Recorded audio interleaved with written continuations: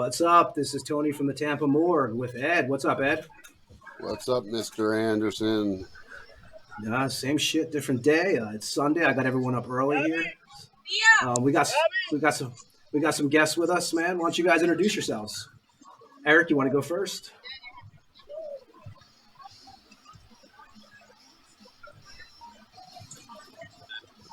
Can you guys everyone hear each other on here or no? Yeah, I can hear you guys. Okay. Oh, Eric, you want to introduce yourself? We'll start out with you. Just give a little brief intro to start. Sure, man. I'm Eric Gran. I book shows for Tampa Bay Metal Scene. I'm also the vocalist and sort of mind behind Blasphemation, the Death Grind and Noise project. And I'm glad to be here on the show, man. Got a lot of exciting things going on, and so I'm happy to be able to share those with you guys. Nice, man. We appreciate you coming on too. For sure. Yeah. And how about my boy from UG, Florida, who I have known for some time now, man. Go ahead and introduce yourself. What's up, guys? Julian. A lot of people always calls me UG. They never actually, miss to say my name, but yeah, it's me from Underground Florida, the page that pretty much keeps everybody updated about what's going on in the metal scene in Florida and also worldwide. So, I'm so glad to have you guys here, and I'm pretty stoked to talk about what's going on so far. Yeah, man, I do appreciate you guys going on. It was funny. I was talking to Ed. I was just watching actually something on one of these singers. I won't even mention her name because I know Ed despises the name in general. But I guess this chick was singing. She was singing and threw a microphone at somebody because I guess they threw a drink on her or something. Say it. It was fucking Cardi B. Fucking Cardi B. But the problem with this is, have you guys noticed that all the people like using tracks to sing now? Because when she's throwing her microphone, there's or she's still singing. This woman is still singing, but the microphone is like flying through the air. And this is a thing lately, right? Really? I mean, if you guys have noticed this, but I know a lot of older bands have been accused of it because eventually, let's face it, man, once you get to a certain start, you box yourself in at 18, you're singing these songs, like some of these songs that you just can't do when you get into your 50s and stuff. But man, I think I would rather see you go up there and just fucking try. Backing tracks are one thing. If you're using a backing track to enhance it, it's one thing, I think, and still cheating, but I get it. But if you're actually using a track with your vocals over your vocals when you're not actually singing, that's what I'm talking is some complete bullshit. That to me. Yeah. I think Motley Crue has been doing that for the past several years now, and I still don't understand why they're keeping it up because I think it was, Vince Neil compared to him when he was in his younger days compared to now. It's you're just saying some word that doesn't make sense. Yeah. Right. Tommy Lee's using fake fucking drums. Come on, man. I mean, what the fuck, right? They said Nikki Sixx was using fake bass. I mean, it's a fake show. Mickey Mars. I mean, it's right. I mean, I get it. Man. It's all a part of the show and all. My band, we do backing tracks, but it certainly is not vocals. I wouldn't do that. I wouldn't get up there and fake vocals. I just can't imagine that. No. Yeah, it's one thing to bring if you have something in your song, you have a whole album and you got one part of the song that you just don't have that instrument. You're like, well, fuck it, let's just play this intro because we can't bring a piano on the stage. That's totally cool, But when you're paying these days, when you're paying $50 to $100 to go see somebody, and there's bands that I grew up loving. I mean, just bands that in the '80s that are totally doing it now, man. And it's hard to think that you're paying money to basically see a lip syncing performance. I don't know. I mean, it's a weird thing, but it's definitely a thing now. If that's the way to do it, I don't want to scream for 30 seconds, bro. I'll just bring a tape with me. Fuck it. Yeah, I mean, if I'm getting paid anyway, why fucking kill myself? Fuck it. Yeah, right. The next 20 years? I wonder is the whole band. I mean, I've heard Kiss, their whole plan is to have replacement members for the whole band. You're gonna have someone filling in for Paul Stanley, someone filling in for Gene Simmons. Everything else has already been filled in for. So I mean, that is definitely things we're going to see in the future, I think. But so let's start out. Let's Eric, let's talk to you about this festival you have coming out first. You got a 3-day festival on the way, the end of the month, I believe, correct? Yes, that's right. Tampa Death Fest. This is the 5th annual festival, so very happy to hit that milestone. And I think it's gotten just a little bit bigger each time. This year, particularly, it really shows. I've got a lot of support, backing me up this time around. Radio stations, local radio stations. I'm doing some interviews with WMNF First Call. I've been working with those guys for over a year now, and they've been a huge support. Castle Black Radio, which is both. There's some local support. Actually, a buddy of mine who works for Castle Black just picked me up and took me to a show last week, and so he's been a huge help. Dave Allison, which everybody knows Dave. Yeah. He's been amazing. Triple D. He did. I had a roommate. I had a roommate with Dave and Ed on the cruise, man. I love that guy. He's fucking awesome, And he's, we're gonna do a full feature on Tampa Death Fest here shortly. Probably, I imagine next month when it gets a little bit closer to the show. Dude, it's been. Just the love for it has been amazing this year. I've just had nothing but positive from people. It's definitely your biggest lineup, right? I mean, I'm looking at the lineup now, and I've noticed the lineup. Me and Ed were talking about it a few weeks ago. It's definitely your biggest lineup. I mean, Oh, absolutely, yes, yeah. I'm super psyched for that. Just we've got a tour that is coming through town the same night as the final night of the festival, and they joined us. So that's Venom Inc., Satan, Ringworm. Obviously they're going to be the big draw for that night, and I think they're going to just, in general, bring a much bigger crowd to the festival and just a little more notoriety. And then, really even before the tour joined up, I felt like we had such a solid lineup. Sadistic Vision is going to be on board. Which those guys have been around since like the late 80s. We've got a lot of old school metal, a lot of old school death metal. You guys got Hellwitch headlining on Saturday or Friday. Yeah, man. That's where I thought, man, dude, we need the guys from the very beginning of, the Florida metal scene, really, like Hellwitch, Killing Addiction, so we've got those guys on board, which I'm really excited to have them. We actually have Pat from Hellwitch coming on Thursday, so I'm sure we'll definitely talk about the show. I remember you were saying he's that's so cool with us, with me and Ed. So we're looking forward to that. You guys got some bands that we know, obviously, too, personally, like Must Not Kill. Yes. I'm trying to look at how many bands there are. There's definitely a shitload of bands. It's nice. You got a headliner on each night. And it's at the Brass Mug, of course. So, I mean, the Brass Mug, we talk a lot about, we've only done a few episodes, but Brass Mug is obviously a place that we talk about a lot on the show because we all grew up going there. And I think, and they're such a metal-friendly venue they've always been through the years. I mean, it is as far as I'm concerned, it's a metal venue. I mean, of course, 97% of the shows I've been there has been metal. But, so you guys the doors, what time are the doors opening up on those shows? It's early. We've got 10 bands per night. So doors are 3, show starts at 4, and lasts through the night probably till 1 a.m. So true metal fest. That is an actual metal fest. We got, let's see, 3 10-hour days in a row, basically, with this metal fest, Sounds like are you guys doing like to me. Yes. Yeah. Are you guys doing? And like you said, man, about the Brass Mug. Nights? Yeah. What's that? Is it tickets for separate nights, or are you guys doing like a pass for the weekend? Separate light. There's no pass really. I think really because Saturday we kind of had to treat Saturday a little bit differently because of the bands on board, So I didn't do a pass for the whole weekend. But there are links, and I like to post, all 3 links all together as much as possible, of course, too. And it's on ticketbud.com, which is just easy enough to just go there and type in Tampa Death Fest, and you'll see all of them there. Okay, cool, man. Well, definitely, like I said, we'll promote that show for you, and we are going to have Pat from Hellwitch, so we'll definitely talk about the Friday night. And I think the tickets, Thursday is $20 at the is it 15 in advance? Yeah.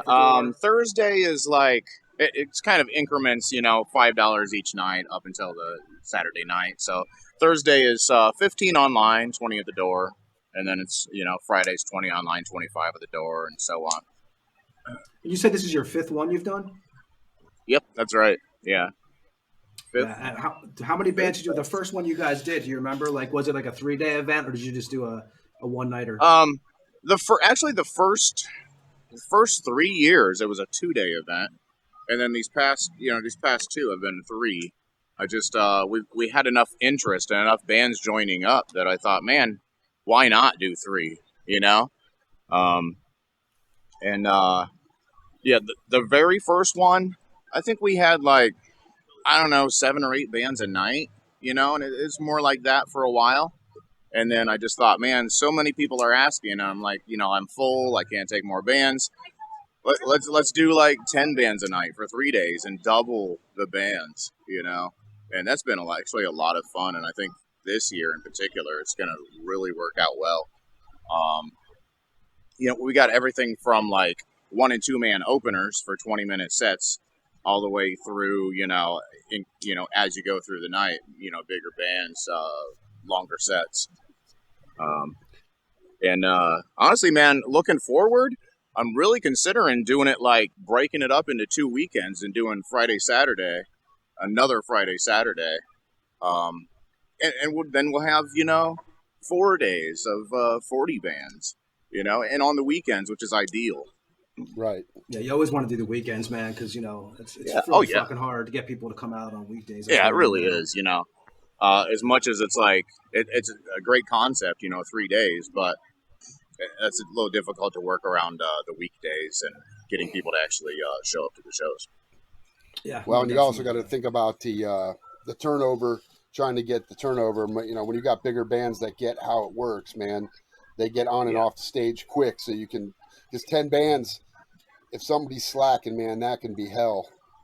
Oh, yeah. For sure. Absolutely, man. There's that always that down one band, man, you got to kick. 40 fucking minutes talking been to his there, girlfriend on stage. I've been there. Yeah, man. You definitely got to run a tight ship when you've got 10 bands in a night. It's got to be, you guys are on and off at your time, and that's it. And if you're running late, at least the Mug has the back area where somebody can build their drum kit and at least have it ready to go. So that's a plus for that place. Oh, absolutely. That helps so much, to just be right there, just getting everything ready as the previous band is on stage. It's a big part of turnover, Yeah, and as you probably get bigger, man, you can find a venue that has 2 stages, so you alternate, Yeah, true.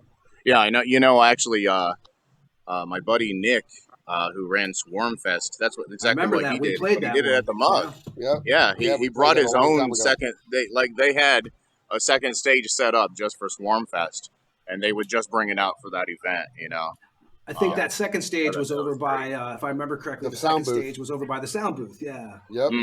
Where the Ace Records sign is, that area was basically that second stage. Yeah, I forget who played that. I think Incantation played that. We were on that festival too with those guys. Okay. I remember those very well, actually. Yeah. It was Incantation and stuff. Yeah. Good show. Yeah, it was a good time, man. And, it was definitely a Tampa party. I definitely remember that.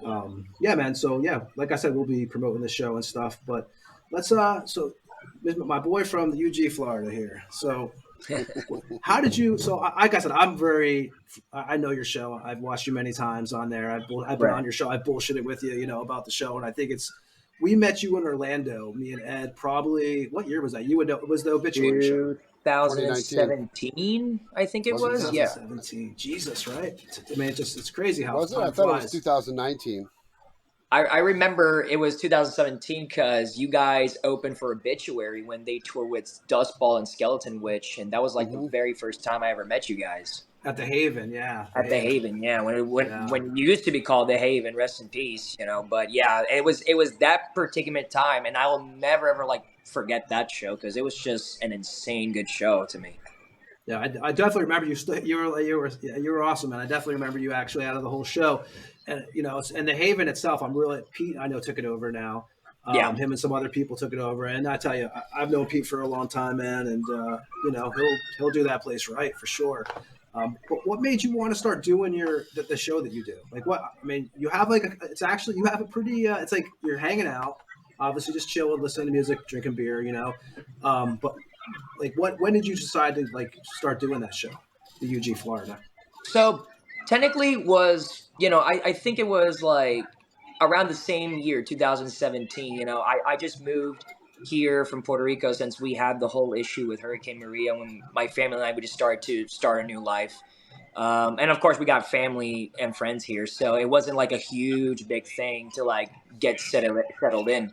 But I don't know. I think it was because since I've been seeing a lot of bands that was coming out lately in Florida, I was one day sitting in the couch in the apartment where I used to live, and I was like, what the fuck am I doing? I mean, I'm in Florida. There's history here. I mean, this is where death metal was born, and technically that's like one of the things that I said to myself. I said, a lot of people has been saying that Florida metal scene has been dead since the, early or late 2000s. And I'm like, I had to prove people that was not true, because even people from other states would say that over the years. And they always talk about the old school band, which, we will still and always appreciate them, because they're the ones that made it happen so far. They put the landmark in the state. But it came to a point where I said, you know what? I just want to create a platform where I can just help the local bands here in Florida, the ones that are coming out, be known, so people can actually like check them out. And so they can see that we're not, technically left behind, because, that you always get that through the mind where people think that the Florida metal scene is dead, or any state. In reality, it's not. It's just that people don't take the time to look for and search what's going on so far. Especially when you go to Obituary plays 3 nights? Was it 3 nights or 2 nights in a row? I mean, I would like my experience. I've seen them 3 nights in a row. Like they've done. It's fucking packed, right? It gets extremely packed, because and something that I always notice is that when you actually get to interact with the old school bands, they always talk about the things that they used to do back in the day in order to, become very well known. They had to go through a lot of shit, that they went through when they were kids. Nobody helped them. Nobody would give them money. They just got to do it all by themselves. And that's like a huge life lesson that we see now at this time. So when I formed the page, that was the whole process. It was just to help people get to know the bands that are coming out, let them know when they're going to play, what's the update of what their plans are doing so far. And then over in time, it just became, very, very, it just became like a more social thing. Instead of being strict and, saying, oh, I got to be proper and decent or whatever, I said, no, fuck it. Let me just lay back. Let me be myself. As a fan of music, I get to interact with them, learn a little bit more about them. And it turned out, instead of a, professional, I want to say, and I quote, professional podcast, it turned into a social podcast. It interact with not just bands from Florida, but anywhere in the States or even out overseas. So, there's a shitload of proper ones, man. It's cool to see like I said, I could totally tell when I watch your show, it's like, you're just chilling, man. Like you're just being like, I mean, even myself, like me, as adults, we were talking about earlier, I don't know if we were even recording when we were talking about it. For us, right. We remember you're in touch with a lot of the younger bands, which is cool. Cause even when I watch your show, I'll find out about bands I don't know about. I mean, Eric, has things changed in the last, 8-9 years, right? The bands have just changed so much. It's been such an overturn. Well, most of them are gone. And now, I noticed in Tampa, I don't know how Orlando runs because that's a different scene. But for me at Tampa, I'll be sitting here and somebody posts, I'm at a show, a big show. And I'm like, I didn't even know that show was in town. And back when we were younger, it's like, shit, you drop everything, you get in the car and you go. Now it's like, I have kids, I have a life, I have family. It's like, you can't just drop what you're doing because you got to plan for the shit. But it's like, right. Why didn't you tell us that this big show was coming through? And that's not just Heather. It's also the Orpheum, because there's shows that are coming through, and I'm friends with all the big people on Facebook, and being in a kind of a big band, you would think I'd be able to see that stuff even more, especially with Facebook, Instagram.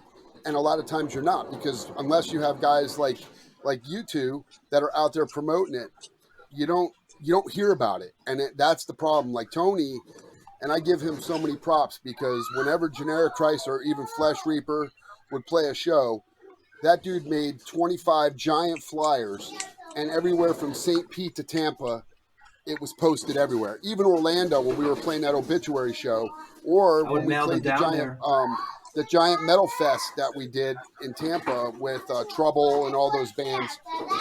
Tony made these giant flyers, and they were everywhere, and people knew. Now there's nobody doing that. Nobody. It's like nobody promotes. Everyone relies on the internet, which I get. It's like there's a lot of the digital flyers and stuff. So back in I want to say it was 2000, 2001, I used to book big shows at this club called Venom in St. Petersburg, and we would get, whenever you'd book the band, you'd get an envelope from the promoter, the labels or the booking agent, and they would send you posters for the show. So you always put them up. And obviously before Facebook and stuff like that, it was always paper flyer, right? I mean, you always had to do that. And I think it's a little different now. For me, I love that whole that's one thing I do love about, I guess you say back in the day or whatever was, the artwork on the flyers. It was just cool, man. I think now a lot of people, I think with the venues, they kind of depend on the bands to do it, which I get, but I always believe the venue should do it also. It's it should be a mutual thing. There's no way a venue should not hang up a flyer for a show that's going on. That just shouldn't happen. But I think bands are starting to get lazy. And no disrespect, but I think bands are expecting somebody else to promote their stuff instead of them promoting their stuff. You know what I mean? No, exactly. Yeah. I agree.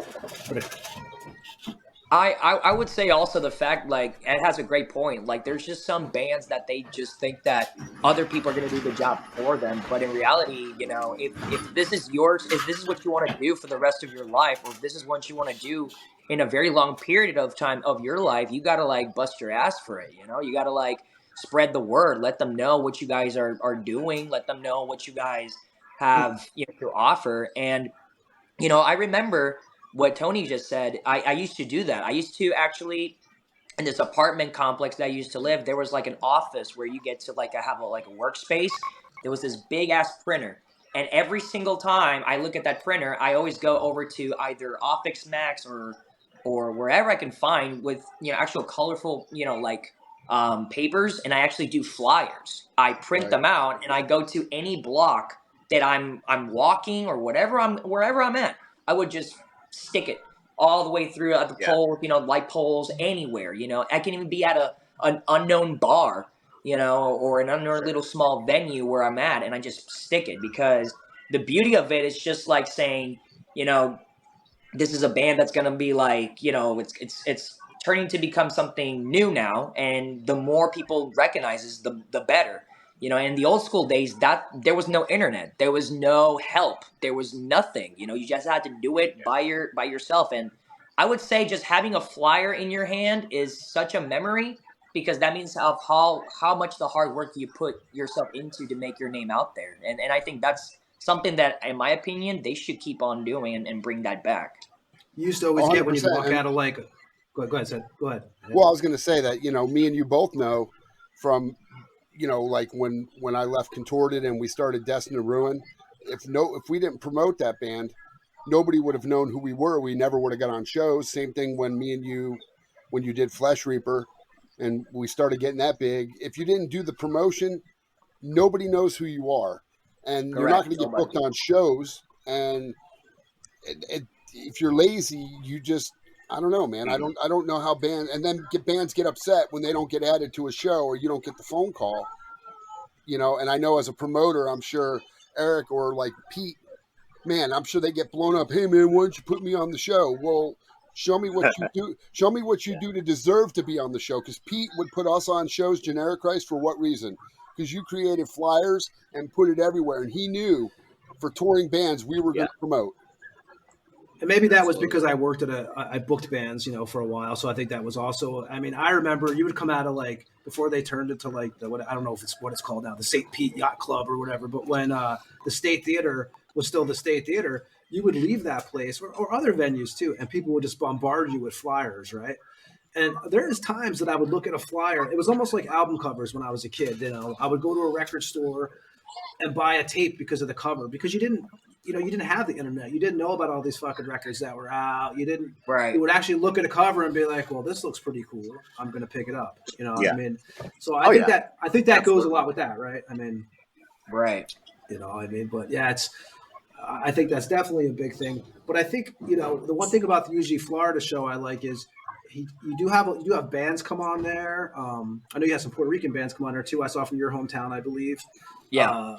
You have a good following, man. I mean, like I said, if I see you on and I don't have I have 2 young kids. If I don't have a kid climbing up the roof, like I'll check it out, and like, I really got to give you credit, man. I think it's definitely cool what you do. And how many shows do you do a week now? Or is it just like kind of like spontaneous? Like maybe I'll do 1 this week, maybe I'll do 2.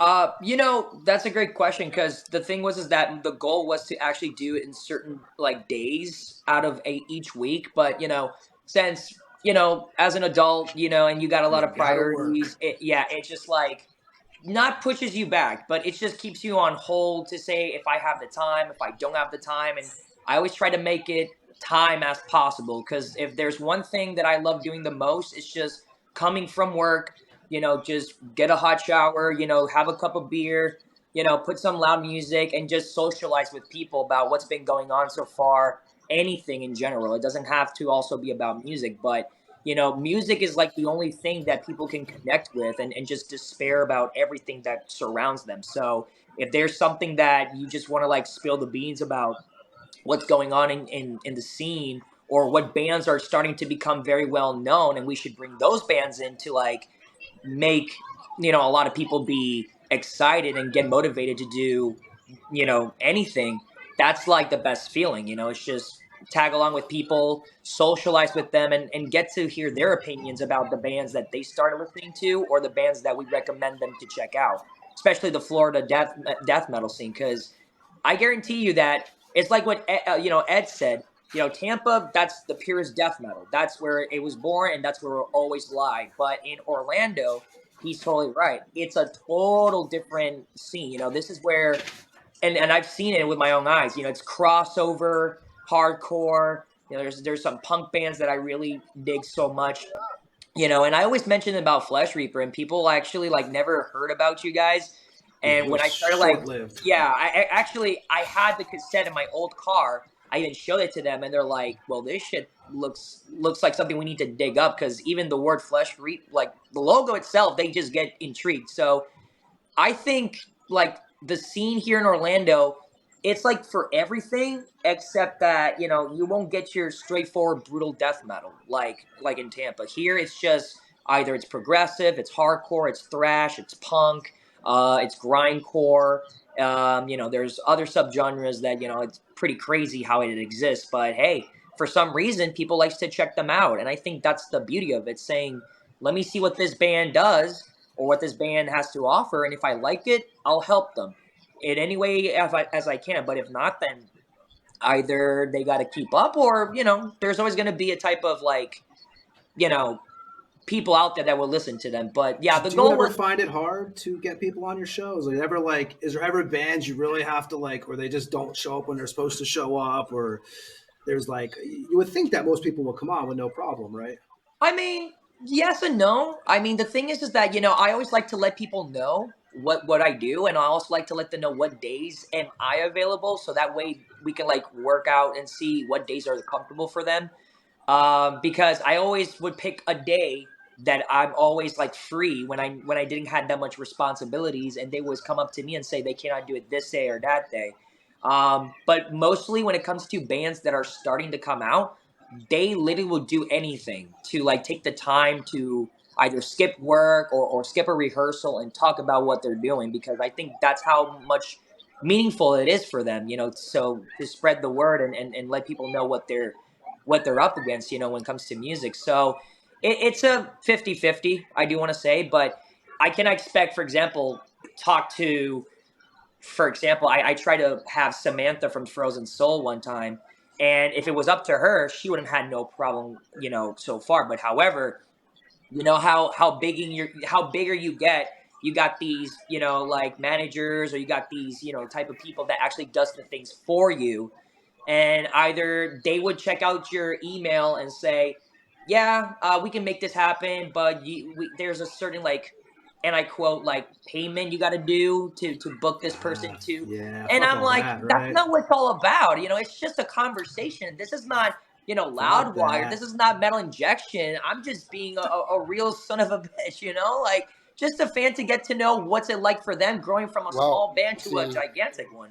And that right there is where where ego takes over, because people let management and everybody else dictate their lives, and that's where it all goes downhill, because you don't have that realistic feeling anymore. Because now you're like, you can't just sit there and donate some of your time to somebody to talk about your band, which is what you're supposed to be doing. Because if that's your thing, then any press you can get to people, because you know what? Frozen Soul, Intoxicated, a lot of these bands, if I hadn't seen bands like Obituary or I don't even know who's brought them up, and I know Obituary's had Intoxicated, I never would have knew who they were, because correct. I just don't see it. You know what I mean? A lot of times those guys weren't really promoting themselves in the way that we would have back in the day. It's no slag against them. It's just Obituary gave them a platform and they were able to take off. And that's the thing about Tampa. If you look at the death metal as a whole, we've got all the biggest bands are still out touring. Morbid Angel, Deicide, Cannibal Corpse got a brand new record. Obituary, Monstrosity. Who else, Tony? Who am I missing? Nocturnus when they're playing. I mean, you got all the bands from the late 80s, early 90s, the big bands that were popping, still doing it today. Nasty Savage is back. Yeah, I mean, if you don't have that, if you don't have those bands, you're not going to get on a sold-out show. Because unfortunately, people don't realize that when you got 5 local bands playing the Mug, and they're like, why is nobody coming out here? Well, first of all, you didn't promote yourself. Second of all, if nobody knows who you are, why are they going to come out and spend their Saturday or Friday evening and their money on you when they don't know who you are? You know what I mean? Exactly. When you're Intoxicated is pretty killer. I do remember Eric Payne, I think it is. He was with Andrew WK, I think, a while, like back in the day. He had a leg up. Pain Principle and stuff. Yeah, I do them, and that's actually a good. So I'll ask you first, for UG Florida. What do you think? The 5 bands that are underrated in Florida, unsigned, or not like the everybody know. Like, what would be 5 bands? Because you deal with different bands than we would even know, probably. Some of me and Eric. I mean, God, out of all the bands that I've seen, but of course, I always say I like to check them out and give my ratings of if this band is capable and this band is like really got what it takes.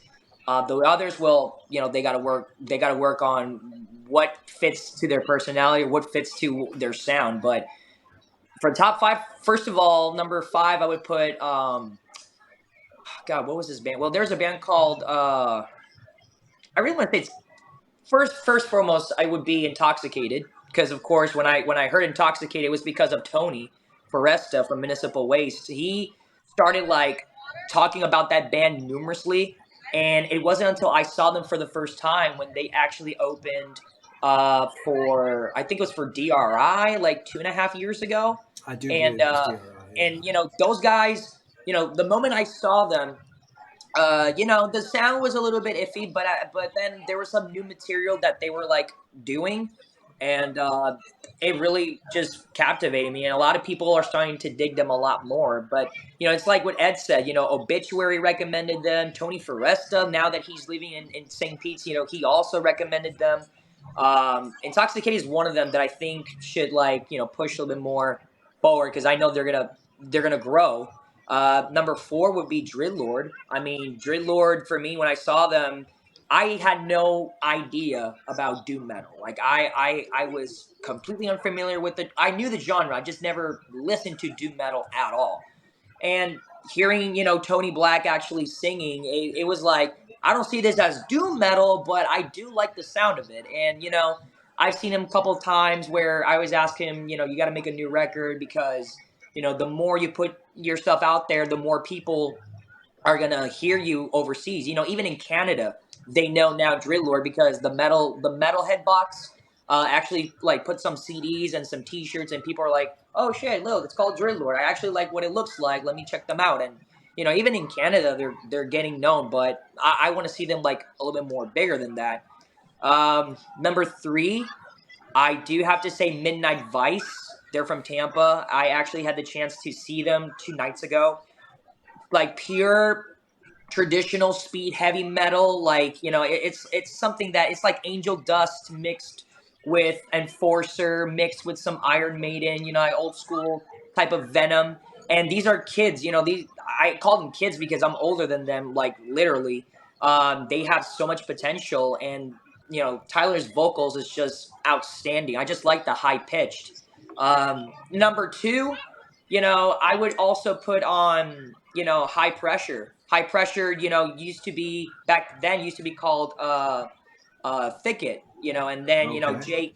Jake and Kevin kind of like scratched that because, they knew it was not going to go anywhere until they say, well, we're into the crossover side, thrash, punk, and hardcore. So they actually teamed up with Evan, who used to be in, I think it was called Darkness by Design, and my boy Patrick from Paralysis. And I think you know who he is. He used to be I in do know Last Red as Paralysis, yes. well. Yeah, and having those two on board and having that band together, like, we get so excited. I get excited when I see those guys play because, I know they got what it takes, but, they just need a little bit of push to get them well known. And last but not least, my God, hands down, Corrupted Saint. Oh my God, I cannot get tired of seeing those guys at all. Every time I hear them I have play checked or them play, out. Yeah, I have checked them out because I heard of them. So I've seen their name pop up so much, like in the last year when I just look yeah, at flyers or whatnot. yeah. I mean, Corrupted Saint. Every time I always tell people if you ever have the chance, if they're play at any small pub or whatever, you have to check them out because they're your typical party, metalheads that just in the parking lot chugging some beer, they just go whammy. But Chase Moody, oh my God, that guy is just fucking an insane guitar player. Like he is the type of person that tells people, "Get your asses over here, let's just have a great time." And that's the energy. That's the type of energy that I want for a lot of these bands. It's like to tell people, gather around, listen to some good shit, forget the whole high promo ones. If you really like what you hear, then, we'll keep doing it. So that's kind of like the attitude that I think is going to get much more, I wouldn't say much more farther, but it is a start. So people get to say, okay, well, we like what this sounds. We like how it looks. Let's check them out and see how far can it take. So, I mean, there's a lot of more bands I can mention, but those are like my top 5 in my opinion. It's funny you mentioned it, which Ed will totally relate with this. You mentioned we went back to the Intoxicated again. When you hear bands like mention these bands, you check them out, right? And back when we were younger, I remember like I'd open up a magazine, and if I saw like one of the bands I like wearing a T-shirt Right. or inside the record, I would always read the liner notes because when I was a kid, the liner notes, I don't know if people still do that, but I would always read the liner notes a couple times usually, and you would Right. always see thanks to whatever bands that Autopsy, Ripping Corpse, Yeah. Sadistic Right. Intent. And if you didn't know these bands, Ed will tell you, right? Ed, what did you do? You went and checked it out. Oh yeah, well that's actually on when we did the tour with Monstrosity. The 2 of the bands that we had opening with us, this band Intrepid was so killer. This young kid was such a killer singer. They reminded me of Bolt Thrower meets Carcass, kind of, sort of. I mean, they were badass, and this kid was, they were so young, and he had so That much sounds really potential. good, actually. And, they gave me their shirt. So when we did some promo pics, I wore the shirt because I dug how they sounded. And of course, we were with them for 5 weeks. And I told them, fuck yeah, I'll wear your shirt. People need to know who you are. They're from Estonia. And fucking you tied it up in the front in a little ball. Yeah. Well, I had it with the thing through, so my tits were hanging out. Yeah, for sure. But and Reject the Sickness was the other band, and I wore their stuff on stage when we played Miami. I wore one when we played Miami. When we played Tampa, I wore the other, just because I want people, when they take pictures and shit, hey, well, who's that on that shirt? And and that's how you help people out. I didn't get any money. Nobody gave me anything. I dug what they were. I dug who they were as people. That was mostly. And that's how we grew up. You would see the shit. Yeah, you would check it out. Yeah, but I've toured with bands that I wouldn't wear their shirt if they gave me their whole stack, because they just were dicks. You know what I mean? So I don't care I don't care how great you think you are. If you're an asshole, I'm not doing nothing for you. You know what I mean? That's because some people's egos really. I mean, I've toured with bands where they're the opening band and they think they should be headlining over you. And I'm like, are you fucking nuts? If you should have been headlining, you would be headlining. Funny, you guys are playing, but when you play, I don't see that place packed like when the other bands play later. If you were so special, they would come early to see you. You know what I mean? So don't have an ego. Just roll with how you're supposed to be. Be cool, man, and you will propel. I mean, especially if you have people that are going to actually give you the opportunity to be on a show. I mean, hell, this dude's Eric's got 30 bands. Now I know I know one's like a touring package. I get it, but the other bands are bands that are from the area or somewhere scattered around. You had to obviously know who they were and appreciate who they were to put them on the show. I mean, Eric, and that's actually a good. Yeah. What is your 5 bands, Eric? And when I say it could be, what is underrated Florida bands that people don't know about that you would recommend checking out, or they're just not, Yeah. You know what I'm saying? Oh, sure, man. Number one for me would be Haunted. Yes. From the Orlando area. Oh man, they're Haunted has been around. They're originally from Pennsylvania, right? You remember? Yeah, that's right. John, sort of the main driving force behind Haunted, now lives somewhere in Orlando. And when I first saw them, he had a box of cassette tapes that he found in his basement, which were demos from 1992. So of course I had to grab that up, and that was a really cool sort of memento. So I mean, he's been at it, since back in the day. He resurrected it, I'd say, in the past 5 years. In fact, I think the second Tampa Death Fest was kind of their big coming back show. What is the album name? Book of Flames, I've seen right? so many Book changes. of Flames is one of their records. What's that? Book of Flames is what I remember hearing from them. Book of Flames is one of their records. Dude, they just in the past 4 or 5 years that they've been playing, the shows I've seen and that I've booked them on, man, it's been a transformation. Really, they had a vocalist who was a fan at first, and he impressed them so much that he became their vocalist.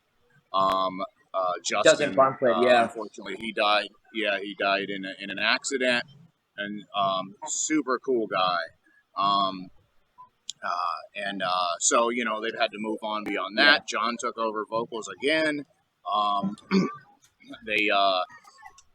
They had for a while. They had their guitarist and his girlfriend were in the band, and she was doing this gothic operatic backing vocals, which I've never seen in a live setting with a local band, and that just blew me away what they were doing there for a while as well.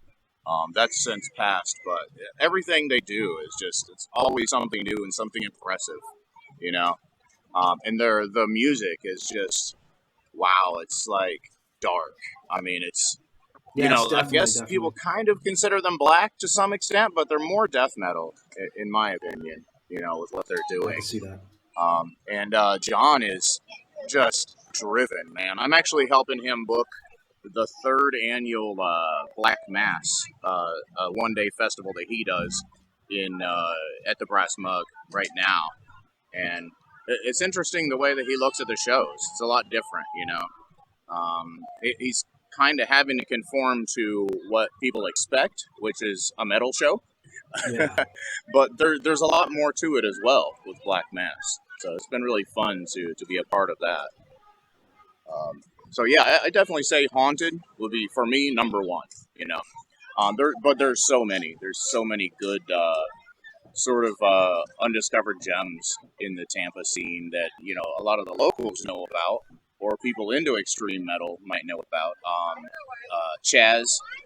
Firstly, my favorite vocalist locally would have to be Ellis, or Chaz as he's known. I know Ellis very well. Yeah, I know Ellis very well. Dude he is just a monster.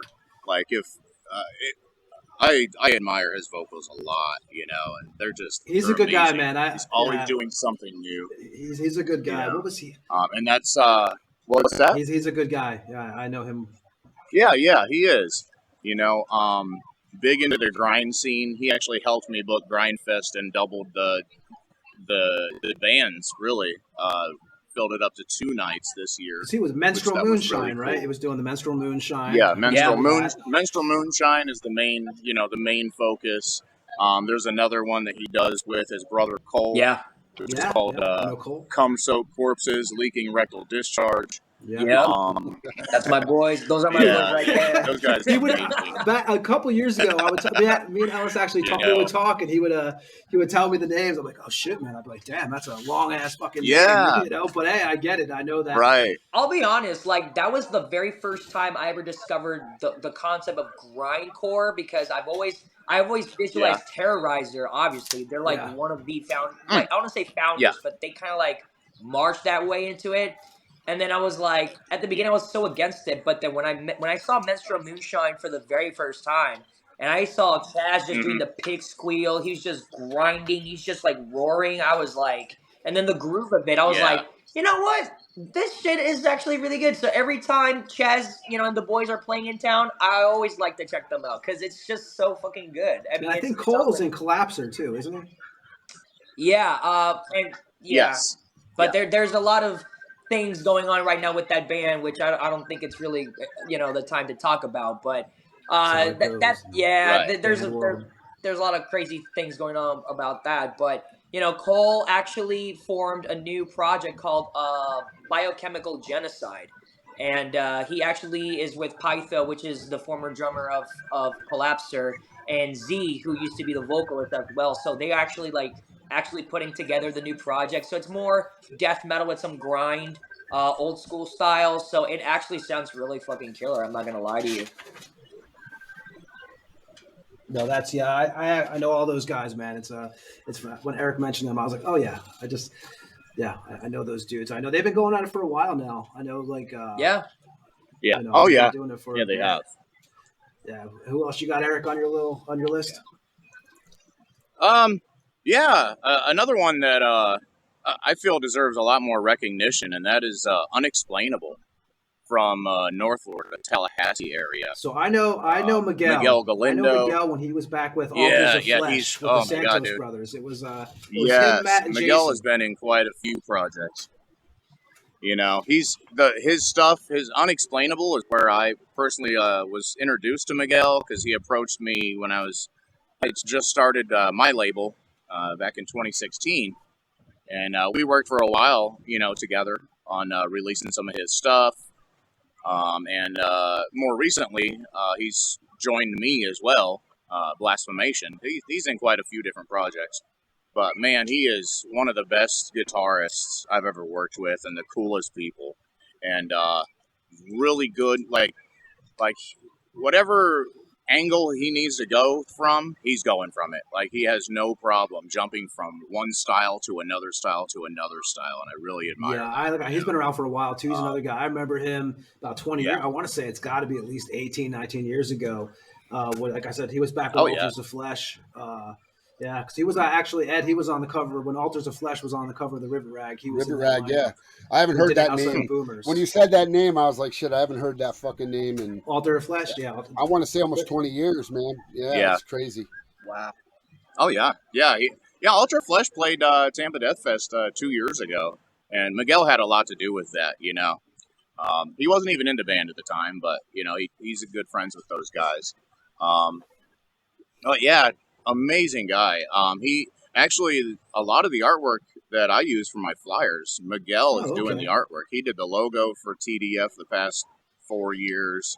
Like, he is all over the place. He's a very talented guy. Okay. Good guy to have in your corner. So, yeah, it's always good to have an artist in the band. Absolutely. Right? Sure, man. Well, hey, guys.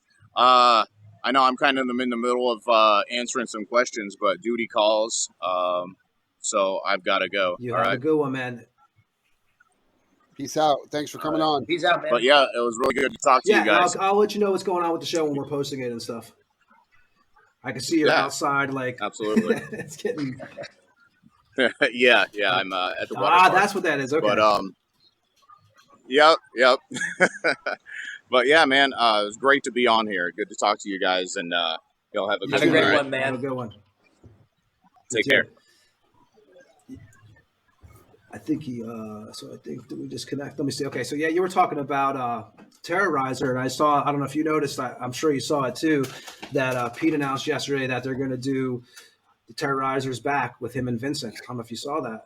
I actually saw that, and I was like, wow, that's I mean, I met Pete, and Pete is such a great human being. I mean, I kind of noticed he's always like, whenever he goes to some place, he's always like in a different zone. And when you try to talk to him, he's like always like in a different dimension, I want to say, because he never pays quite close attention, but down to earth human being. I met him several times, and he's such a great guy, and David Vincent, I mean, I've heard some things about him now of how he is, but back then, back in the day, Vincent was, I mean, that was some great. Well, the sad part is, I have a little bit of an edge because Lee Harrison was the guitar player for Terrorizer, obviously. Yeah. And Sam Molina, who's filled in on guitar for Monstrosity over the last, we did a tour in South America. He helped us. And then when we played, he's playing the Mexico show. Yeah. And we're coming up. And he was the bass player singer. So yeah, when Pete quit or said it was done, well, actually, prior to that, when Pete joined I Am Morbid, I told Tony, I told Lee, I told everybody in Monstrosity, straight up said, not because they were playing Terrorizer songs on the I Am Morbid set in Europe, and I said, he's gonna hijack it. Vincent's gonna hijack it, and he's gonna take it. And when he got back, Pete quit, called it quits, and now that this comes up, I mean, I knew it. I knew it because Dave Vincent was in the original Terrorizer for whatever he did on the record. I don't know. Right. It said vocals. Player, he never did any vocals. Yeah, he never did no vocals. But it's funny you say that, Ed, because that, if you remember, you may remember this because, you're kind of go back when I go back in the day. If you remember when Altars of Madness came out, there was an engraving on side B in the grooves, and it said, "Watch out for the Terrorizer." Yep. On the original release of the LP. Mm-hmm. So I mean, Terrorizer itself, that the World Downfall album, I mean, that is an amazing record. Jesse Pintado, people used to say, "Oh, Jesse Pintado and Napalm." Dude, Jesse Pintado was definitely the Grindfather was his nickname, right? Yeah, man, because and that's the thing. You're talking about grindcore. Everybody said Terrorizer, but originally the original grind band was Napalm Death because, dude, the Scum record was nothing short of grindcore. That's what grindcore was supposed to be. Really fast, short, like what true punk rock was, right? Real fast fucking songs. Get them in, get out, get your message out. That's what that Scum record was. And so they were really the true pioneers of grindcore, in my opinion. But and we were talking last episode, I forget what day it was, Ed, you may remember, Monday. About Monday, and we were actually going over the 1990 albums, right? That came out in 90 because there were so many, just so many gems, right? But if you look at 89, because I actually was looking a little bit, Jesus. So you had obviously Altars of Madness. We'll start there, right? Yeah. That came out in that year.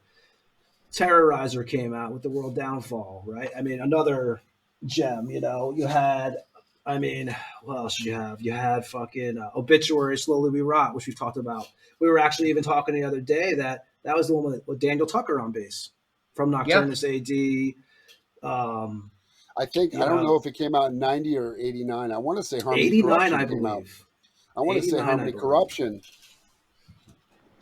So yeah, Obituary was 89 for the Slowly We Rot record. You had No, I'm talking about the Napalm Death. I think Harmony yeah. Corruption came out in 89. I was thinking that was 90, but I think you might be right. I think it might have been. I think it was 90. Yeah, but I couldn't remember. I couldn't remember. A gem of a record, which to me is like, I mean, flawless, is Severed Survival from Autopsy. Yes. You know, great artwork. I mean, you know, Peaceville Records. Just the album cover ranks up there with one of the best album covers from that period, in my opinion. It's actually funny because when you look at those records, you know, for the first time I started getting into the heavy side when I was 13, you know, I would always hide those records from my parents because if they see that, they will get disturbed and they will toss it away. You have to like literally hide it in a spot where nobody can find it. And then when it's very late at night, you just actually like put on your headphones and listen to the record because the more disturbing it is, the more intense you want to have it. Like you need to have those records. See, me and Ed are so fucking old. That was the 80s for us. Like that was what my parents were like, what are you listening to? Now they're like, you know. So, you know, now that we're saying it, Beneath the Remains came out in 1989.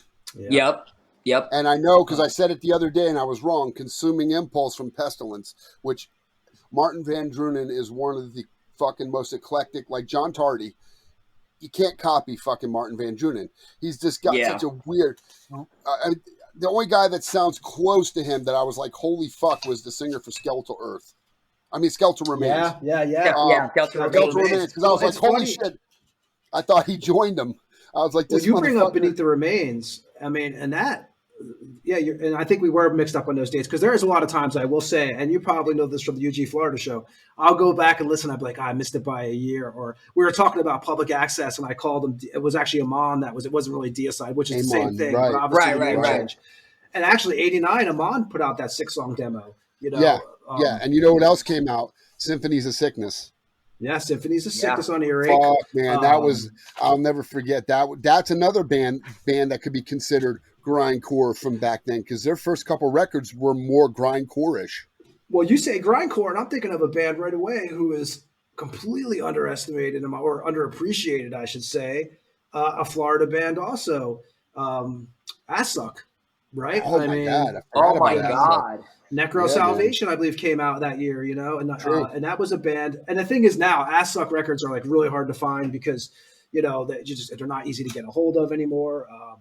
But that's a band right there. Speaking of grindcore, you had Nasty Savage put out Penetration. One of my favorite bands, dude, death metal. I will listen to them like I could literally put them on any fucking time. Bolt Thrower, Realm of Chaos came out. Yeah. Oh God. 89.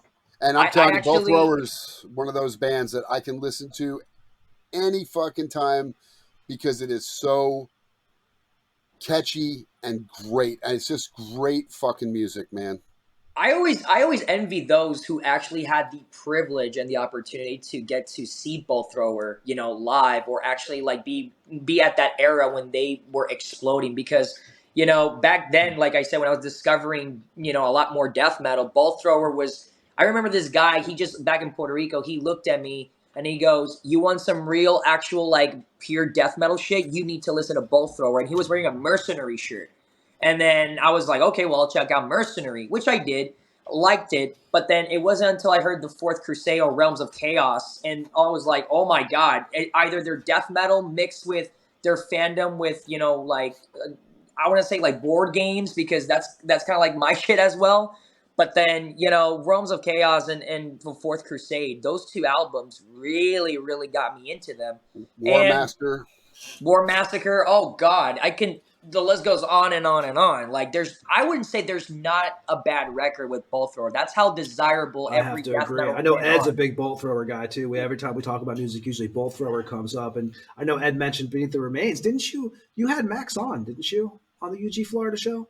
No, I had Jaido, who used to be the very first member of Sepultura when he did Bestial Devastation and Morbid Visions. Ah, okay. I had him, and it was, That was the thing. Like I've always wanted to get in touch with him because there's just some things that, you know, a lot of people do not know the true story about Sepultura. Like most people think it was Andreas this, Andreas that, Andreas this, Andreas that. But I'm like, like if you go way back in the day when 15-year-old Max and Igor started, they both started the band. They had the vocalist who before was Sacrofago, but he was in it.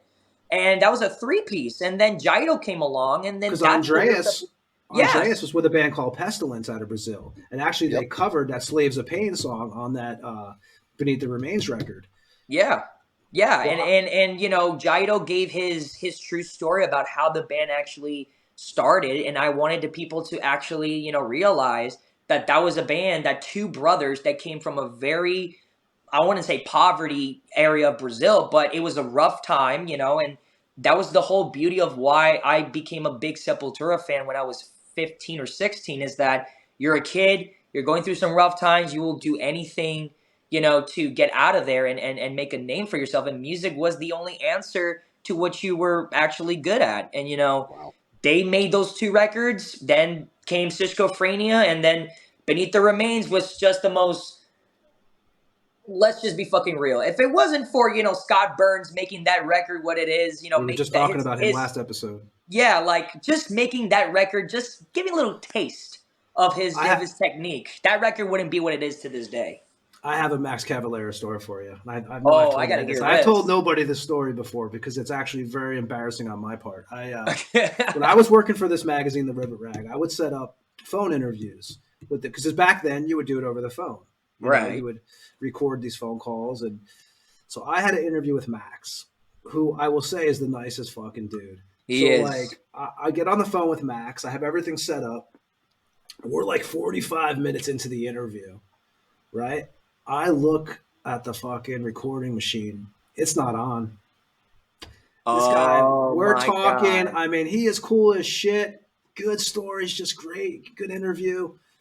And I'm not recording them. So I'm saying to myself, do I tell him? Because I'm pretty fucking mortified. I'm like, damn it, man, how did I drop the ball on this? Because, you know, that actually happened to me with Matt Harvey. Yeah, that happened to me one time. Oh, so you know then, yeah. So I didn't tell him, man. I still interviewed him for like 20 more minutes, and when I hung up the phone, I just wanted to shoot myself. I was like, oh my god, man. Yeah. Like, but I didn't know what to do. I was like, and I was so, especially you're talking, I don't know if it was like 2000, it might have been 2003, 2002. I don't remember the exact year, but it was a pretty big interview for me to get back then. I was like, holy shit, man. I got, you know, I grew up Morbid, you know, all those albums, Schizophrenia. And yeah, didn't press record. So I never shared that story before, but I figured I know I've told Ed that story, but it's one of those I'll never forget. Failure. Total shit show. Dude, I was just looking at this fucking list, dude, because, you know, I'm an old fucker, can't remember shit. But dude, I can literally see records that I had for no idea that I like. Remember the band Agony Column? Yes. Fucking, I mean, I'm like going, holy shit, dude. Agony Column, Annihilator, Alice in Hell. Annihilator. Like him or hate him. Fucking that singer, Randy Savage, was a fucking beast, man. Atheist Piece of Time. So it was 89, not 90. Because remember, it's Cannibal Corpse's demo. Remember the 1989? And the funny thing about that Cannibal Corpse demo was they played their first show, I think, that same year in Buffalo, right? And then less than a year, they're on Metal Blade Records. Right. That was exactly what Paul told me. He gave me that story. Paul, it was at Buffalo, New York, and then the moment, I think it was somebody who worked at Metal Blade Records actually saw them at Buffalo for the first time, and Brian they were like, Slagle. boom. It was Brian. It was Brian Slagle. He was like, we need these Brian guys. Slagle Like, was one of those guys that if he saw somebody, he would go watch him. For sure. Yeah. No, that record was great, man. Do you remember the band called Anger Watt? Oh my God, that's a name I haven't heard of. Dude, that band was so different. I remember I wore that fucking, when obscurity becomes the norm, I wore that fucking record out, like, because it was so killer. Bad Brains came out. Bad Brains. I'm a big Bad Brains guy. I mean, dude, it's just endless. How many records came out? Coroner, And Florida, and it's just in Florida, right? Look at all those years, like 89, 90. First of all, about 75% of these records are all Scott Burns, Morris Sound. Yeah. You had that band. I don't know if you guys remember that band, Blackout. Yep. They were like this. That was actually one of the only bands I could really think about in metal that had a flute on their album. But they put an album that year, The Ignorance of Man. I think that was that 89. So, yeah, I mean. So, dude, your favorite band, Dangerous Toys, put out a record. Hey, Jason McMaster's a badass, and I'm excited to see what he does with DNA when he's doing with Dave Austin. He's doing a project with him, and Jason McMaster's is a badass. Yep. Great vocals, dude. Dark Angel, Leave Scars, and DBC. We said it the other day. The Universe record. How about Gutter Ballet from Sabotage? Yeah, man. Yeah, oh my God. Another 89. Holy shit. You know, it's interesting that you mentioned about Sabotage, because I remember that me and my dad, we were jamming and we were having a barbecue, and I remember that my dad was like hearing the guitars, like the solos. I forget, I think it was the Age of Thorns record. I think it was that one, or maybe I could be mistaken, but I remember he was hearing some solos. And mind you, my dad was kind of like the one who kind of like gave me like a hints of him when he was a metalhead. So he knew his heavy metal side, and he also knew his, like, I'm not even going to be ashamed of saying it, but he knew his glam metal bands. But then he actually heard that, and then he heard, man, who the fuck is that guy who does that insane solo? Like, it sounds so good. I was like, that's Alex Skolnick from Testament. And he goes, what? Are you serious? I'm like, yeah. There's a band we haven't even mentioned it on the show, Testament. I mean, that's another one, right? Yeah. I mean, Well, I'll tell you this. Nothing taken away from Alex Skolnick, but Chris Olivia was a fucking... Yeah. Oh, my God. Yes. Yeah, man. Dude, Chris was amazing. Yeah, well, and I remember we were at Livestock when we got the news that he fucking died, man. That sucked, man. And that Gutter Ballet, that was, I mean... You had Chris, John, Johnny Lee Middleton, I believe, was on that record playing bass. Huge lineup. Huge fucking lineup, dude. I mean, it was great, man. Yeah, fucking it's looking weird, at this dude. Devastating. It's crazy. It's even more crazy that people don't understand that how Florida has some historical records and some of the most iconic bands. We just mentioned it, Nasty Savage. Not even death metal. Exactly. They're not even death metal. Even there was another band that I think was awesome from Florida. Let me see if I can remember the name, because I was hearing it like a couple of weeks ago. I think it was called Azrael, I think it was. I think that was the name. I'm not too quite sure. I think David Austin talked about it one time. It was like a speed heavy metal band back in that time. I think I mispronounced the name. But Ed, do you remember Jim Coker's old band, Dead? Yep. Yeah, I think that was they had an 89 release also. Yeah, I mean, it's crazy man. I'm just looking at this list, man. Devastation, DRI, Thrash Zone came out. Yeah. When you think of Thrash Zone, I'm thinking that it doesn't seem like it was that fucking long ago, man. Isn't that crazy? That's how time goes so fucking fast. I Exodus, Fabulous Disaster. Oh man, Fabulous Disaster, dude. 89, huh? Yeah. See? I'm like, how is that possible, dude? I'm more of an Impact is Imminent guy, but that record's still good. The band Forced Entry, remember that 3-piece band from Seattle? Oh yeah, definitely. I mean, dude, I'm just over at Grave. I mean, it's like you look at this list and you're like, all these were in my collection. And it's just, I don't understand. Conspiracy by King Diamond. Oh my God. I love that album. I mean, I still think that's underrated. Me and Ed were talking about the first records that we had, the first tapes we ever had. Because back when we were, getting music, it was started out on a cassette, or there was even 8 tracks, I think, when we were really young. But do you remember the first couple records you got? The first one or two? Who are you talking to? Me and Ed were just... Oh, is that Ed? Yeah. No. Me and Ed were just talking about this the other day. We're asking you if you remember. Oh my God. Well, the very first time I ever got a record in my own hands, like I said, my parents were the ones that kind of like, I got involved into the old school genre because my mom was into the 80s ballads and my dad was more into the glam side and everything. But it wasn't like until I wanted something actually that's like, I want to say this is actual metal, because at that time I criticized a lot about glam. Kind of still to this day. But I tell you, glam kind of got a bad... There are some bands like Badlands with Jakey Lee. There was a lot of bands back then that got lumped into this Like we were talking about Wrathchild America the last episode. Yeah. That they weren't even, some of those bands weren't even called glam, but they all fell under that umbrella. You know, and some of those bands were great bands, man. It's just, you know, we were. It was a time period where everything got ridiculous after a while, right? It started getting to the point where the hair got bigger, and it was just like the looks became, because there was some great bands. Like I said, it's just, I think a lot of bands get a bad rap because they were associated with those bands back then. I mean, I even think Alice in Chains came out, they got a bad rap. You got to think about it. The glam was such a wide category, kind of like thrash metal. Really, when you start breaking bands down, how do you know when we were categorizing them? Remember, power metal, thrash metal, heavy speed metal. I mean, like, okay, so Law's Rocket. They were thrash metal, right? They were thrash metal, right? I mean, but were they? Creator, Extreme Aggression. What was Creator? They weren't death metal. They were thrash metal. Now there's so many different. Now there's so many little titles to everything. I don't know what anything is anymore, man. You know, I mean, it's like, So I'm sorry for interrupting you. What was your first Metal record? Church. I was going to tell you that. Metal Beyond Church. The Black. Like, oh my God, come on. I love, a Metal Church all around, man. I'm Blessing in Disguise. I love that record. I mean, that was another one. I mean, that's when it was. Blessing in Disguise came out in '89. Badlands was on that. Badlands. That was the video they had out for that one on there. And Fake Healer. Yep. Remember Mordred?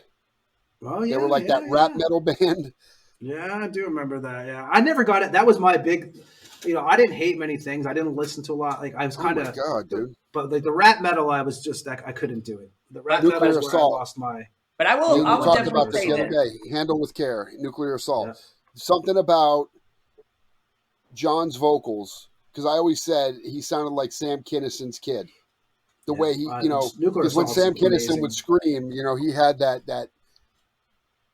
I don't know, man. There's so many bands that came out in '89. I know. And that's the thing is, and I know I cut you off on your first record, so go ahead. I'm sorry about that, bud. Oh, no, don't worry, because usually I was going to mention Metal Church, and I got excited when Ed actually mentioned them, because that was another band that I thought they were thrash, but they never categorized them as thrash. But I would say like the first record that I ever had in my own hands was Iron Maiden's Number of the Beast, But it was a funny story how I got that record, because I was with my grandmother at that time. I was like 11. So 11 or 12, that was the time I started discovering music, metal music. And, I saw this place where this guy actually had like a small section of selling CDs, and he was going out of business. So he was trying to like sell them as much as he could.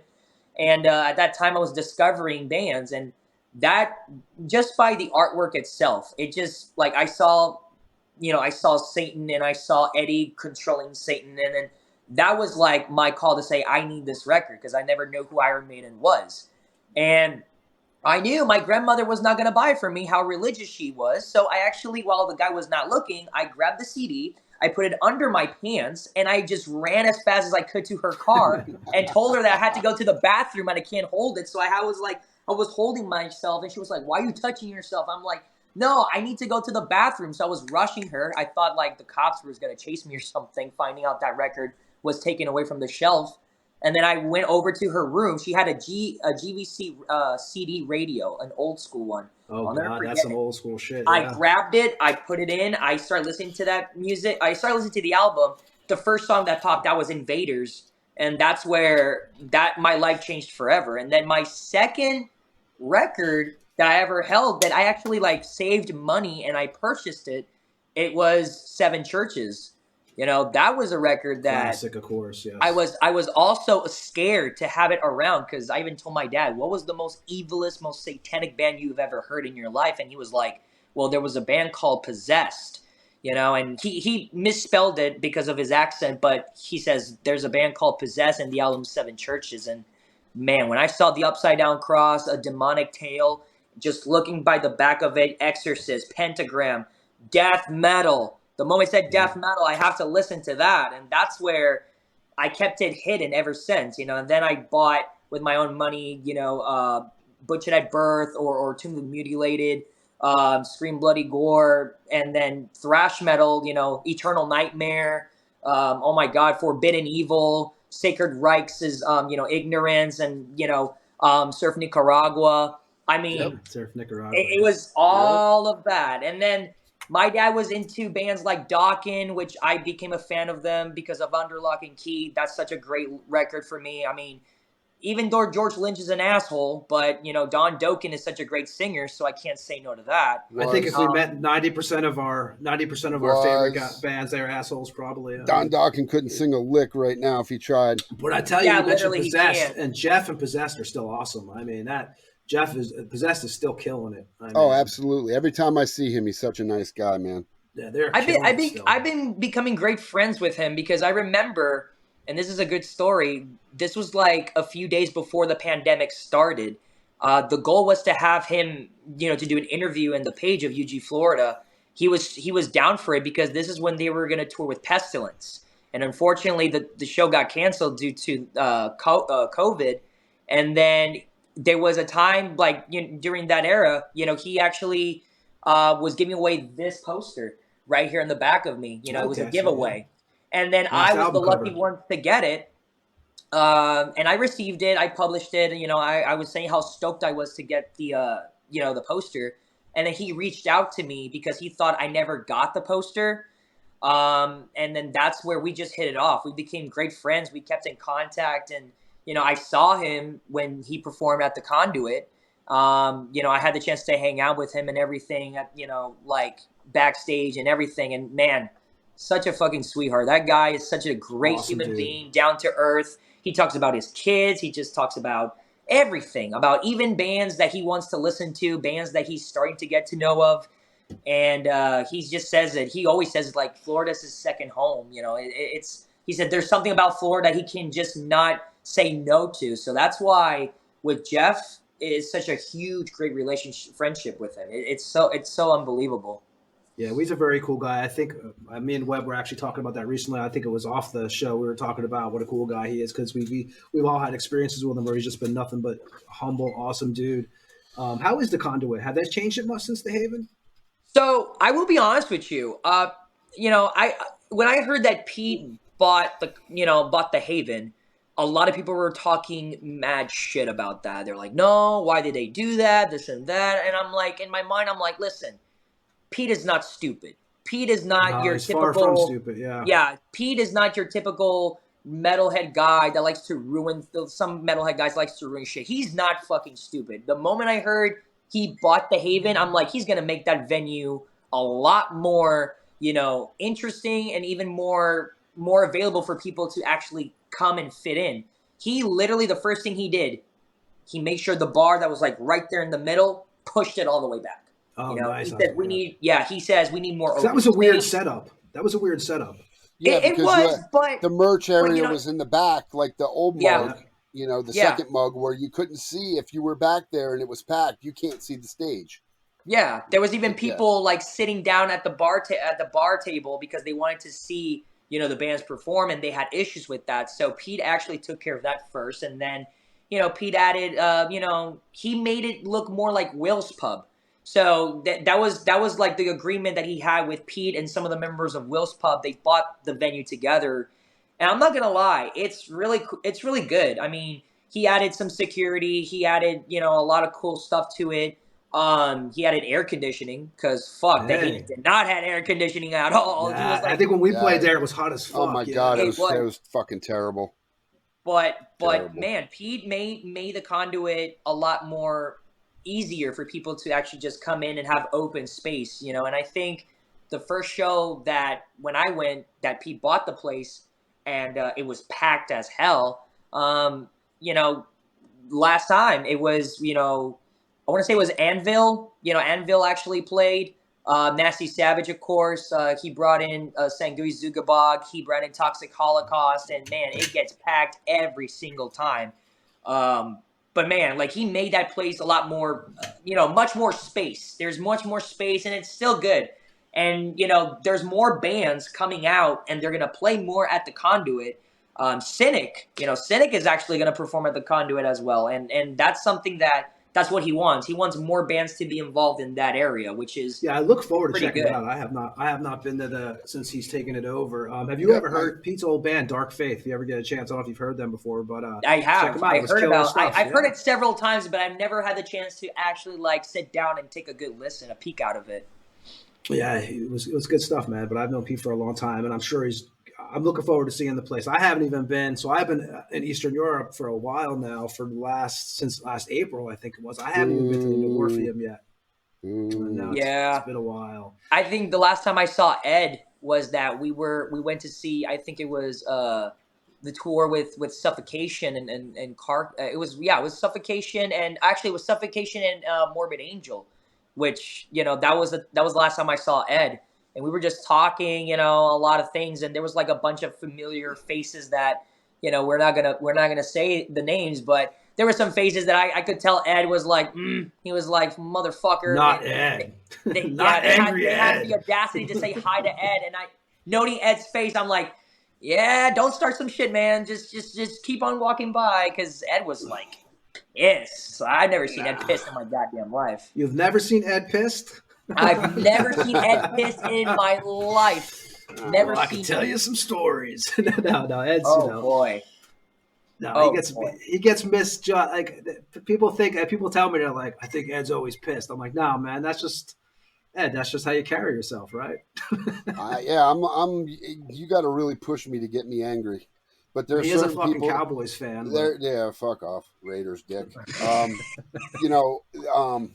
You gotta just as well as I do. There are some people that when they come into your peripheral, they just fucking can set you off because they're just fake, and that's what I have a problem with. Because I've been around this scene since the late '80s. Unfortunately, I'm that old, but I've seen it all. I've seen death metal develop from nothing. I lived it. I played in bands. From the earliest creation of Eulogy all the way through where I am now.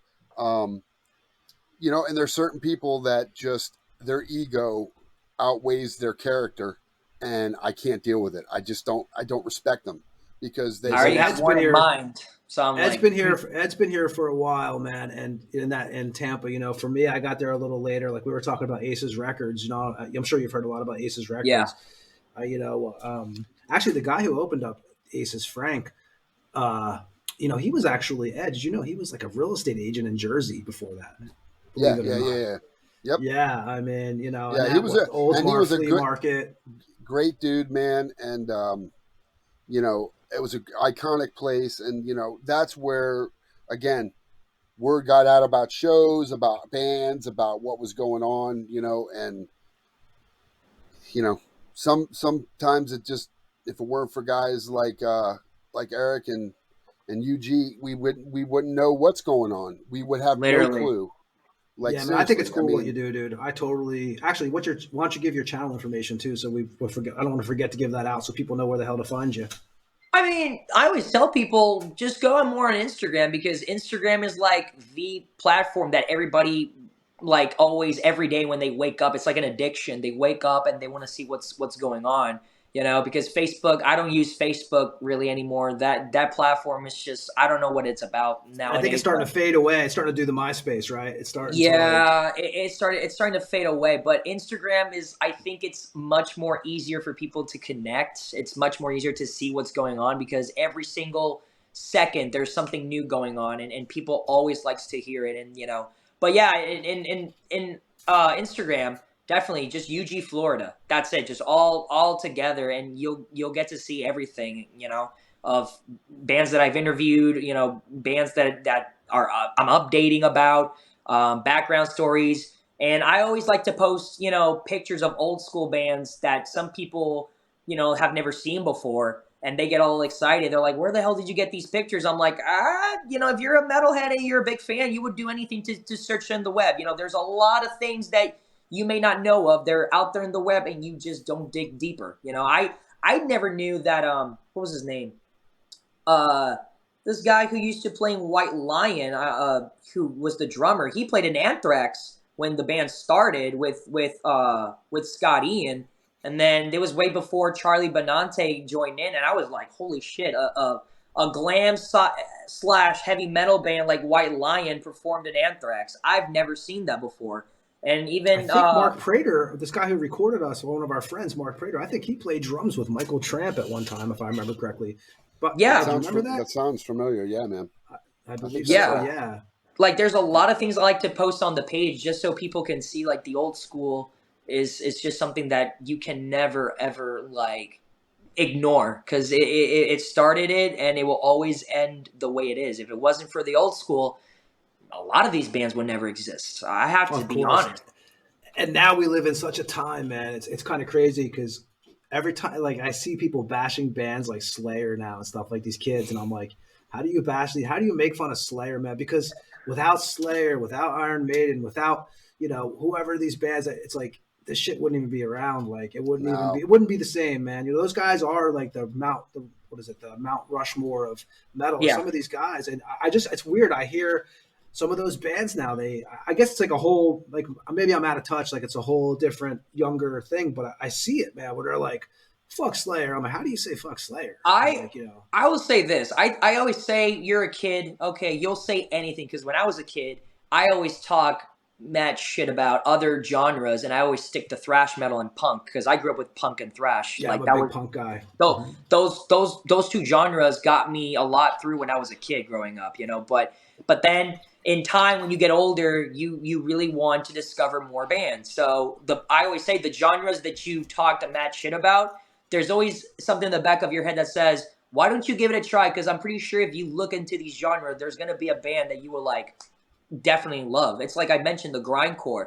I hated it, grindcore, because I obviously never heard of it before, but I took a peek. I loved it. I even started listening to more of the crossover side, like the hardcore straight edge type of side. There's some straight edge bands that I dig a lot. You know, when you're a kid, you always will criticize. And in this generation, I've seen it. They criticize Slayer, they criticize Anthrax, you know, the big four. I don't get it. Yeah, I'm like, they will always criticize it, but then, like I said, I would say I'll give them time, because when they grow up, they're going to be experimenting what type of metal is out there. They're going to like find their path. They're going to find what inspires them to say, shit, I like this band so much. I talk so much shit about them. Now I want to be just like them. So how can I get from this to that, you know, or be influenced and get to that level? So I've heard a lot of kids of this generation that starts their own bands. I've heard them all. I've heard them talking mad shit about several bands, but I always tell them, you never know what band's gonna inspire you to make your EP or your debut record, and then people are gonna like literally like say, what was the tea? Like, what was the inspiration behind your record? And then you're gonna say, oh, I start listening to this, and then I start talking shit about that, and now I like it. You know, I love it. You know, because I never took the chance until now. You know, so I think it's awful to only listen. I can't listen to just one kind of music, man. I have to I just couldn't imagine waking up and no matter what it is, and just putting on the same thing every fucking I'd be day. fucking bored, dude. Yeah, it's and I'll tell you this, going to what he was saying, you know why they don't appreciate Slayer? Because they didn't get to live through the real Slayer. They never got to see the Jeff Hanneman Slayer, the Dave Lombardo. Yeah, nothing to get like Metallica. So I mean, hey, you know, it's like Metallica. Exactly. If you didn't see Cliff Burton or even Jason Newsted, you don't understand Metallica. Sorry, correct. I mean it's just a fact. So, it is what it is. It is what it is, and you are right, man. And I think that that's pretty much it's true. You know, it's like if you were around back then, you know, you knew that those bands were what we had. Like it grew, like everything grows, you know, and all those bands that some people take slags at now. When we were like 14 and 15, man, this was the bands that formed this thing, you know. It was like a ball. It got bigger and bigger and bigger. And, you know, hey, it's where it's at today. And I don't know, man. I just know that, first of all, dude, I really appreciate you coming on with me and Ed. It was good to have you, sure, man. Yeah, of course, totally. Man. Of course. And thanks for what you do. You know, thanks for what you do for the scene, because without it, most people wouldn't know shit. And I'm gonna continue doing it to my time comes, because like I don't even focus on because a lot of people always, like, I'm not gonna lie, a lot of people always ask me if I'm doing it to get money out of it. I'm like, fuck no, I work for my living, you know. I'd rather work for my living than just live out of doing absolutely nothing and not grow as a human being, as an adult, because you gotta work, you gotta bust your ass, you know, you gotta do whatever you gotta do. But without this, this is a way for me to connect with people. This is a way of me to, like, interact with people, because I didn't know half people in the scene in Florida. I didn't know nobody except for my family members. But then when I formed this platform, you know, this page, I had the chance to communicate with everybody, you know, go to shows. I remember we met you. We never forgot. I always said, I'm like, oh man, I remember this dude. We met him at the show at fucking He hung out with us at the show. It was a great time, man. And I think it's cool what you do. And like I said, I always try to check it out when I can. And you know, I think, yeah, just keep on doing it, dude, because it's, you know, it's one of those things where people appreciate it. Believe me, you know. I mean, I think it's definitely cool, and yeah, I mean, and we'll definitely have you on again, man. Because I mentioned you. Well, before we started this show, there was a few people I had mentioned. Me and Ed were talking about setting up the show that I wanted to get on, and you were actually one of the people I had brought up first with a couple other people. So yeah, man, we really appreciate it, and you know, like I said, man, fucking keep on doing what you're doing, dude. I really got to say thank you guys, because I know it's been a very long time. You know, it's been like 7 years since I've seen your face, man. Like, literally, it's been 7 years. But Ed, I've seen Ed always, not always, but most of the times I've seen him. So I'm like, oh, another. He has an OnlyFans channel if you're interested. Oh, shit, okay. Assless chaps with my balls hanging out. It's awesome. Yeah. And then put some anal cunt in the background. And I'll exactly. $49.99. Signed right up today. Yeah, no, man, dude. But yeah, no, it's awesome having you on, man. And we'll definitely have you back. Yeah, we'll definitely figure out something. I appreciate you coming on a Sunday, because I like, you know, for me, it's not that. This is perfect time for me because it's the evening here. For you guys, it's the morning. I appreciate it. And, you know, I know, you know, it's awesome what you do, man. And Ed, what do you got? Anything you got to say on the way out? Wait, once. Yeah, broken down vehicles suck. That's right. So Ed was broken down all last night, man. You know, but damn. He made it today. He's actually got his vehicle towed to the house right before this started, man. That's why we had a little delay. But yeah, so we're good, guys. I appreciate it, man. You know, we're gonna sign off here at the Tampa Morgue, but we'll be back on Thursday. We're gonna have Pat from Hellwitch on, which I'm definitely looking forward to. Will be awesome. So, yeah, man. And we will talk to you all soon, and thanks for listening. Cheers to you guys. Peace out. Peace.